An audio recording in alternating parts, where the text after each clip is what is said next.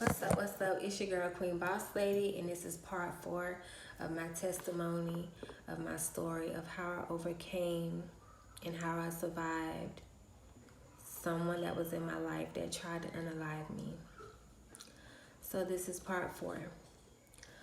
So, we're back in communication after I've moved away and I've healed.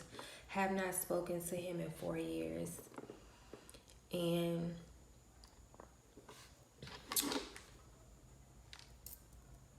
so we're talking and we're talking and you know, I let him talk to his baby once I picked her up from daycare and and everything like that, and everything was just going okay. you know he didn't offer any financial support, which I wasn't surprised, and I didn't ask him for any financial support because I was financially stable. I had a good job. I had a good car. I lived in a nice neighborhood, and I was able to pay all of my bills and everything. So fast forward, we're talking for now about 2 weeks, just off and on here and there. He still hasn't offered any financial support, but I feel like if a real man doesn't have finances to support, just him being active in the child's life and being present, it means more than money sometimes. So it got to a point where he was like, so when you're gonna come back down here? And I was like, come back down there for what? And he was like, so I can see my daughter. And I instantly didn't trust it. I'm like, no, you're more than welcome to come here. I'll pick you up from the airport. You can get a hotel right around the corner from my house, and you can spend time with your daughter, and everything is everything. You're more than welcome. Tell me why he thought I was going to buy his plane ticket, and that's where he was all ready to go. He was like, okay, I'll come. Yeah, okay. Go ahead and book my flight. Who? Who booked what? So you have not taken care of your child in 4 years, and you want me to turn around and pay for your flight? I said, no, I'm not paying for your flight. You can pay for your own flight. And so he didn't come. So I was okay with that. I was fine with that because a flight, he's one person traveling. A flight for him would have been probably like $150, and that's there and back. You know what I'm saying? $150, $200 at the most, because if you would have brought a luggage, I think that's like $50. So $200 for you to come see your daughter. And he probably could have got a good deal on a room if he got a room online. He could have got a good deal on a hotel room for like 3 or 4 nights, and then that's more than enough time to spend with your child and go back home. Didn't want to do it because he had to financially support himself in this. So fast forward, he got over that, and I continued to let him speak to his daughter, and then he can't hold it together for too long, and he tried to make me jealous of his wife. For one, I had a friend of me call me and tell me that he had married her. And so one day we was on the phone, and he was like, yeah, my ex-fiance. I was like, fiance? I said, oh, so-and-so told me you married her. You're a married man. And he was so shocked and so angry that he couldn't use that to pin me and lie to me, and then boom, shocker, because that's what these narcissistic devils do. They want to make you think they love creating illusions. They love, creating illusions, just like their father, Lucifer. So I'm like, no, you're a married man. What are you talking about? And he was, yeah, I did get married, but okay. You just said she was your fiance, and I knew then, like, yeah, that's what they want. They want you to sit up there and argue about them being married and them having fiance. What about your child? Still has not offered to send any financial support, but I'm not tripping, and I haven't asked him, for any financial support. But yeah. So moving forward, we stopped talking because he tried to pit me against his wife. Oh, I bought her diamonds, and I bought her, this, and took her on vacations, and all of that was supposed to be for you. No, sir. All of that was supposed to be for her, because anything that's for me is going to be for me, and I'm going to get it. Any blessing that belongs to me, I'm going to get it. It's going to come to me. So no, everything that you did, it was for her. Don't come over here trying to pit me against her or make me jealous against her. I am not jealous of what any woman has or what any woman receives. So I had to shut him down, and he was just like, oh, it's like I could read his mind. He's like, oh, that didn't work. Oh, that didn't work. Oh, that. He is so obsessed with tearing me down. He is still, a lot of the calls are not about his daughter. It's about tearing me down, making me feel less of a woman. And he can't, I'm just looking at him like I'm looking at him in a ring fight himself, because I'm like, you cannot mess with my confidence. You can't mess with my self-esteem. You can't interfere with my self-love. You can't interfere with the relationship I have with God. You can't get me upset no more. That was the old me. That was the thing of the past. I'm not where I used to be. It's like he wanted to meet me right where I used to be at, and I wasn't there anymore. Where I cared, if he didn't help me financially, where it would hurt my feelings if he wouldn't spend time with his daughter. It didn't bother me anymore. It was a thing of the past. I had a village helping me. So fast forward, I want to say about a year later, we got in contact with each other again, because I just stopped communicating with them. He stopped calling. And that was that. And then a year later, he pops back up after he done his magic, and I'm having these weird dreams that, me and him are getting married in my dream state. That's him doing magic. That's him doing voodoo. That's him doing witchcraft. He's heavy on being a warlock. Like, he is a warlock, and he became a warlock in jail. He did a lot of spell work in jail. He made a lot of deals in jail. He made a coven while he was in jail, and he thinks that I don't know, but I do. So, a year later, he contacts me, and we just, kick it off again, start talking once again. It's about me. His focus is on me. He uses me. We're on FaceTime with each other, and he screenshots pictures of us on FaceTime. And then he's like, oh, I'm going to post these on my social media. And I'm like, for what? Why? And he's like, cause I can't, I'm going to get you in trouble. I'm going to get you in trouble. I was like, I don't think you're going to get me in trouble, but why? Like, he was like, cause I want to post you on my social media. It was just to make his other baby mom jealous, and he didn't have a place to stay at the time.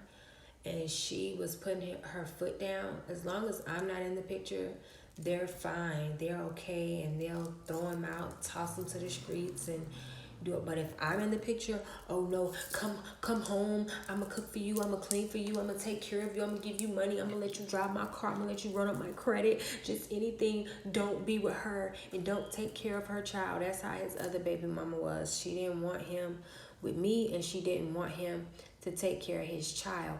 He already had in his mind that he didn't want to take care of my child, but she would influence it. If you over here with me, you can't talk to her. You can't talk to that baby. Cool. When he was with me, I never stopped him from going to see his daughter. I would encourage him to go see his daughter. I would buy his daughter diapers and wipes. Yeah, and tell him to go do that. I will drop you off at the corner if I have to, because she don't want me to know where she lives. Fine, I'll drop you off at the corner store and you can walk to her house or whatever. But you need to go see your daughter. That's the type of woman that I am.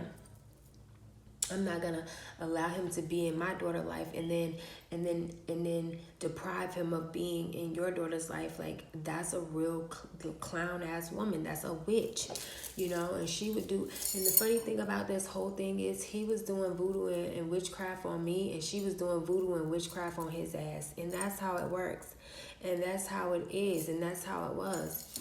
And I even told him that. I told him that a long time ago, and he didn't want to believe it. How you don't want to believe it when you're a warlock yourself, when you do magic, you do voodoo. You sitting up here telling me certain things about my destiny and certain things that, you know, because he used to go get readings done on me and everything. So he would know what to curse and what to try to stop and what to try to intervene and things like that. So, he's like, are you going to come down here? Are you going to come down here to Florida? And once again, I'm like, for what? And he's like, because I really want to see my daughter. Mind you, he posted the picture on his social media. And then the next day, he's in her house. Now, the whole time we was talking, the few days we were talking, he was in his car, nowhere to go, sleeping in his car, sleeping outside in his car. He posted my picture, and the next day, he in a house. He would use me, you know what I'm saying, to get blessings, to get doors to open for him. And he can no longer use me in the mighty name of Jesus. And I plead the blood over what I'm saying right now.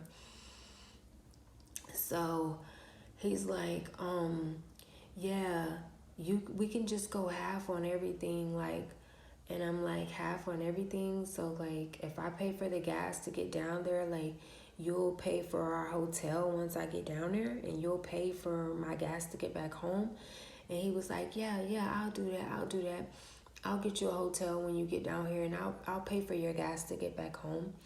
So I'm like, okay, let me, you know, put it in my work, you know, let them know that I need to take a week off, and let me get everything situated and everything, and I'll come.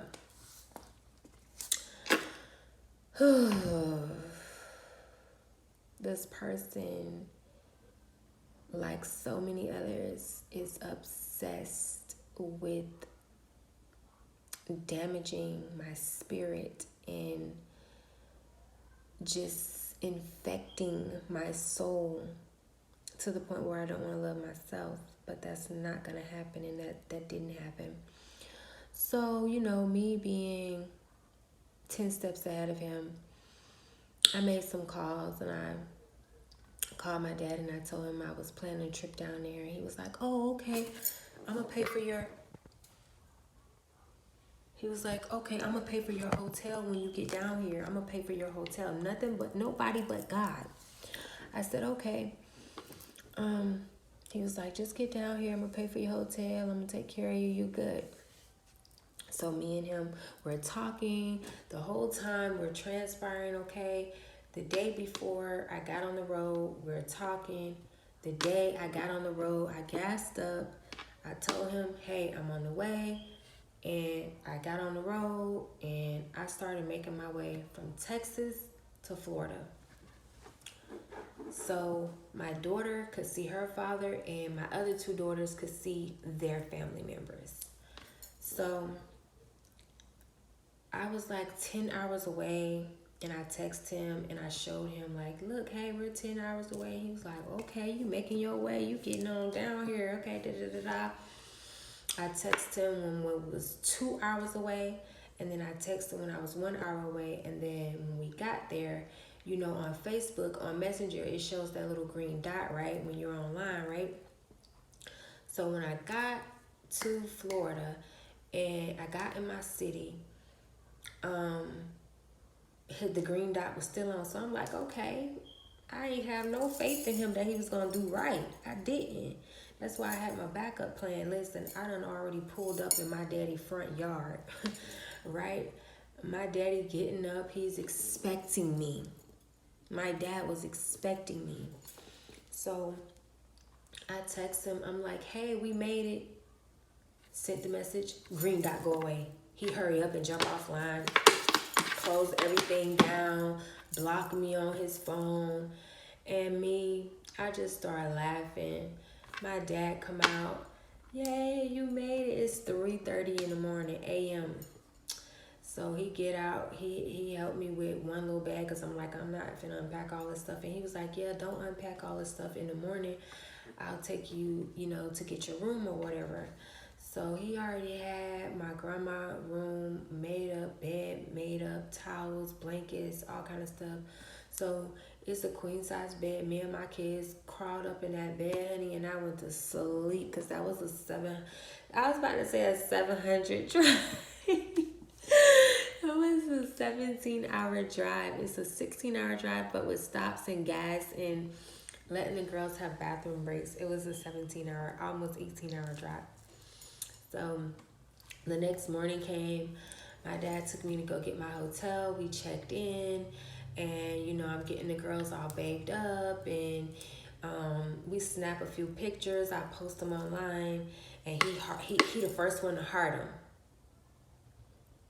So then he calls me through Facebook Messenger, and before he called me, this is what he did. Because mind you, in the first video, remember I said he is so obsessed with trying to make me jealous of his daughter and the relationship that he has with her, and how he pours into her, and how he's hands-on with her, how he takes care of her financially. He changed his profile picture to a picture of him and her. So and then he called me.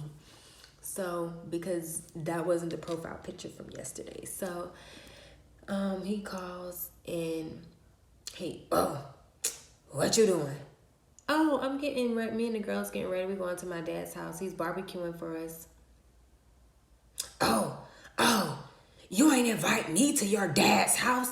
You ain't invite me to your dad's house? And I'm like, you know where my dad lives. You're more than welcome to stop by if you want to. That's where we'll be for the day.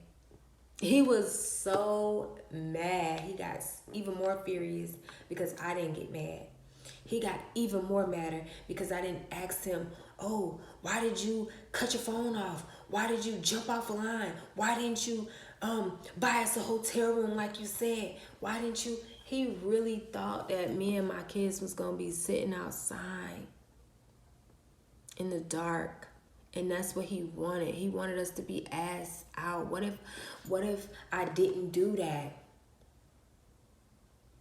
That's what these witches and these warlocks do. They create illusions, and they create traps, and they want you to fall into these traps so they can laugh at you.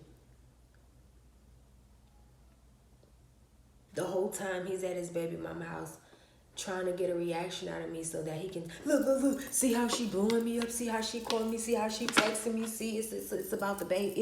It ain't about the baby. It ain't about the baby. I told you she want a nigga, she want to be with a nigga. That's all he wanted to do. But I made it about the baby the whole time. I'm like, you're more than welcome to come to my dad's house. I said, oh, and by the way, I like the picture of you and your daughter. Oh, that just added more steam. I could just hear the fire blowing out of his nose. So we got off the phone. I proceeded to go to my dad's house to enjoy my barbecue. We flicking it up. I'm posting up pictures. He the first one to heart him. Never came to my dad's house to see his daughter. But meanwhile, back at the ranch, he's steady telling society. It's like he wanted to drag me all the way back. It's like you run a race, right? And you win. And you're on the little plaque, right? And they're putting the medal, they don't put the medal on your neck. Like you have been crowned. You won. You first place. And somebody, like he's coming and snatching you by your metal chain and dragging you all the way back to the beginning of the race. Like, no, you're gonna start this shit over. He wanted to meet me right where I left him at. That's where he wanted to meet me at. He didn't want to meet the new and improved me, the healed me, the whole me, the virtuous woman, the woman that thinks before I speak, the woman that just tries within her best to be the problem solver. Like, if I can't solve the problem, I'll just remove myself from the situation, from the problem. So he does that. The next day, he does the same thing. He calls me, try to start an argument with me. So I gave him what he wanted. I'm like, you know, you want to come to this hotel with me. You know, you want to come over here and be with me, blah, blah, blah, blah. And he like, yeah, I do. What's the, drop the Addy.